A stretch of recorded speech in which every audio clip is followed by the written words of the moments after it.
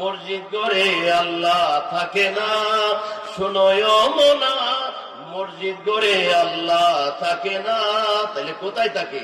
কলবে মুমিন আর সে আল্লাহ, কলবে মুমিন আর সে আল্লাহ, এই তো আল্লাহর ঠিকানা।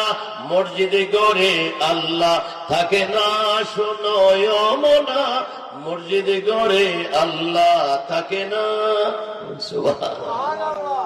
আল্লাহ নবীর বাস মানুষের, বাম দিকে আল্লাহর বাস, ডান দিকে নবীর বাস। করুন সুবহানাল্লাহ।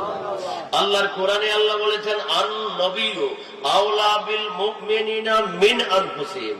ওই নবী মুমিনের জানের আরো নিকটে থাকে। সুবহানাল্লাহ। তো মুমিনের জান মানে রূহ। একটা মানুষের রূহ কোথায় থাকে বলেন তো? কপালে, পিঠে না পেটে? রূহটা কোন জায়গায় থাকে একটা মানুষের? এই যে দেশ, দুইটা দেশ আছে, এই মানুষের রূহটা কোথায় থাকে? কপালেও থাকে না, মাথায়ও থাকে না, পিঠেও না, পেটেও না। প্রত্যেক মানুষের ডান দিকের দুধের 2 আঙ্গুল নিচে হলো রুহের মাকাম, এখানে রুহটা থাকে। আর মুমিনের কলব কোথায় থাকে? তো বাম দিকের দুধের 2 আঙ্গুল নিচে হইল মাকামুল কলব, মাকামুল্লাহ। এই বাম দিকে কলব বাইতুল্লাহ, আল্লাহর ঘর, আর ডান দিকে হইল নবী, রুহু।